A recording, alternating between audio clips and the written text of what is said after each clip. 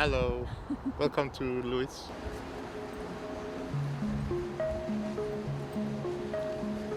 Behind me you can see the cancer research shop windows, but they are unusually empty.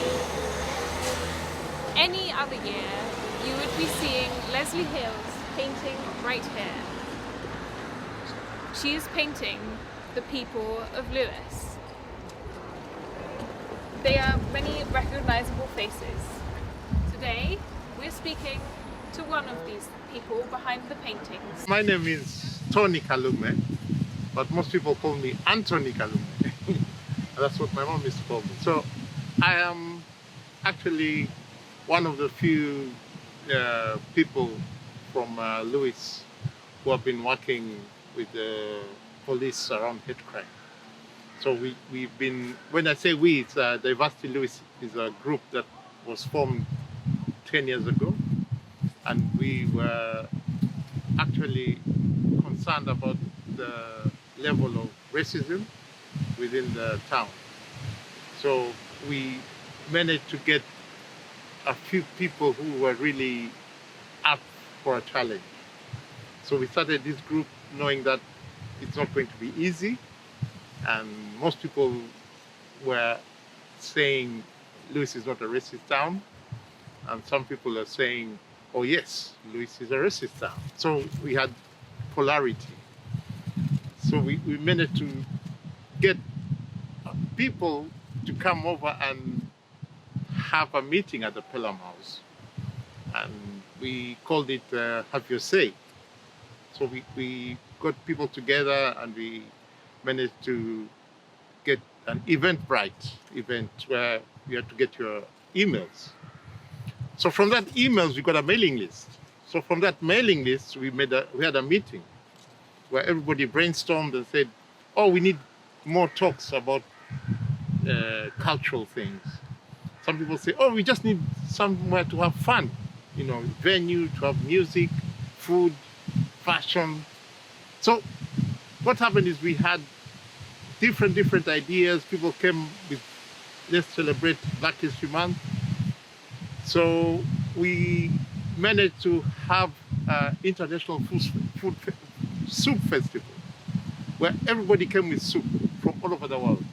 So we had soup from Czech Republic, we had soup from Iran, we had soup from Thailand, we had soup from Kenya, we had soup from England, So we got everybody together, and some of the restaurants, the Indian restaurant, they offered. They said, oh, we'll give you some soup for free. So we had quite a lot of soup. So we called it the International Soup Festival. And it ran for 4 years, at the All Saints Center. And everybody came there, because there was no class, there was no age, it was multi-generational. And it worked quite well because we had shots. So people used to have shots of soup and go to the next stall, have a shot of soup. If they like it, then they sit down. And then they buy a bowl, for $5 or something, So it was so well organized and it was so appreciated that it became claustrophobic. The place became too small for so we had to stop, 2 years ago. We stopped doing the soup festival, but it was quite a good way to bring cohesion within.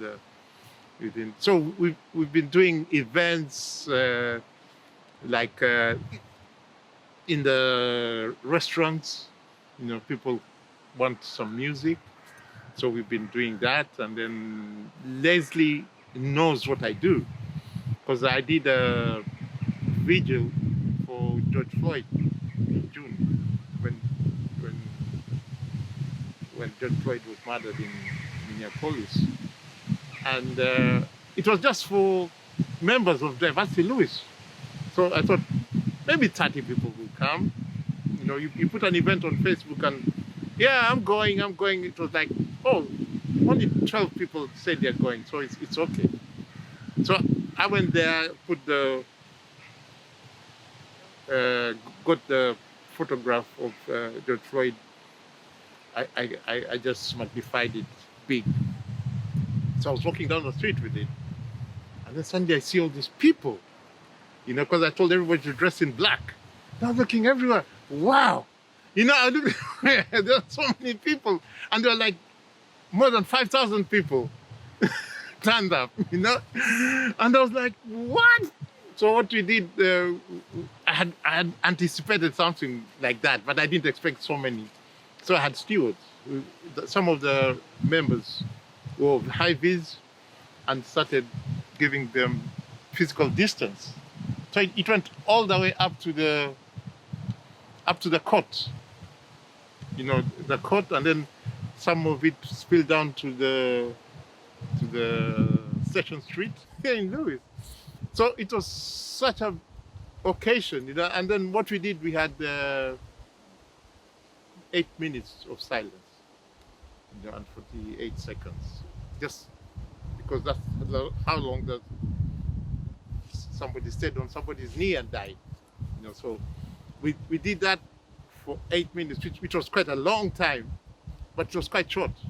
When you saw all the people there, and then there was somebody with a drone who took aerial shots, and I'm so sad nobody took a video of it, but still you can see the physical distance of the crowd.